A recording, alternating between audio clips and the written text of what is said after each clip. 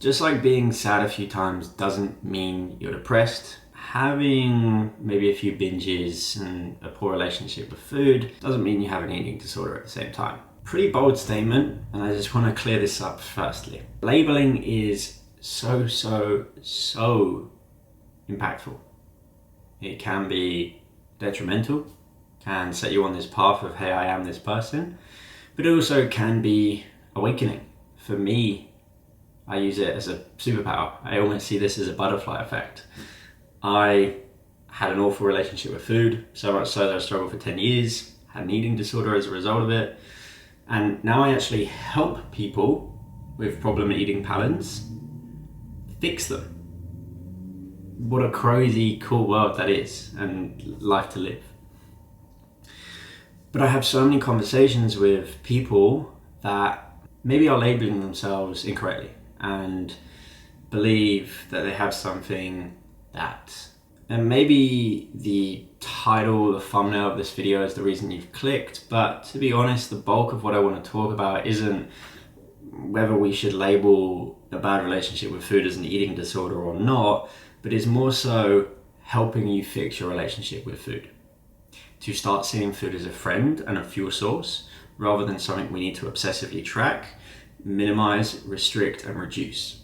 Because in this day and age, when people want to lose weight, they use the vocabulary diet, and more importantly too, they immediately take calories away from the equation.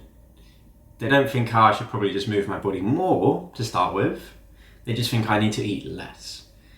And what does that do? It puts us in this situation where we are now entering starvation mode for our body. Depending on how severe that calorie deficit is, we can be telling our body, hey, you're now running on 50% of fuel, but I still want you to go 100% of the distance. And if we expected that from our car, what would it do? It would break down halfway because you filled the tank 50% of the way. Yet we're expecting our bodies to still do the same. So what's my opinion on all of this? My opinion is we shouldn't restrict food, and we shouldn't just start taking calories out of our body, but of course we can make better choices when it comes to food. I teach clients something called portion-based eating, which is allowing them to learn how much of something they're putting in their body, but also the quality of the food that they're putting in their body.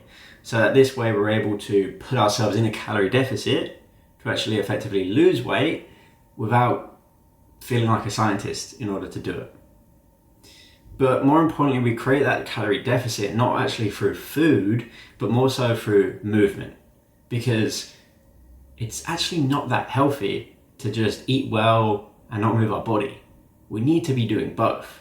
We need to be strength training when it comes to bone and muscle mass. We need to be moving our body daily, just for mental health as well as physical health and flexibility, right? There are so many pros that do come from exercise, that come from moving our body.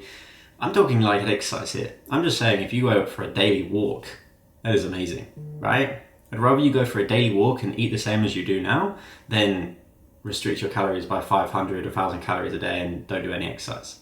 And I want you to actually just start having a balance when it comes to food, to not see certain foods as good or bad and certain food groups as good or bad. Big misconception is carbohydrates. Carbohydrates are a killer, they're the devil, we should eliminate them, they are what make us fat. Same with fats as well.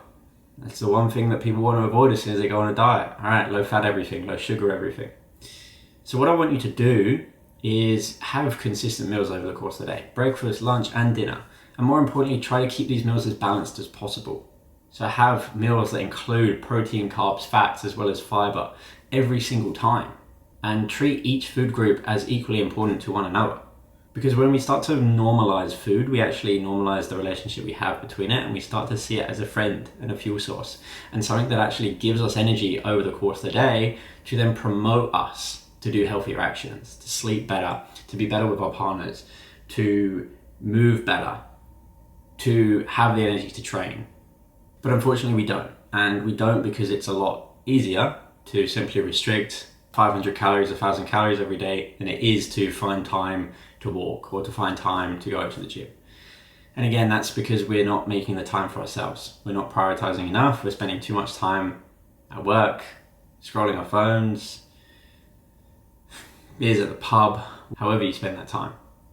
And instead what we should be doing is investing that time into ourselves, into our health. So enough of a waffle and a ramble. I think that is that video done.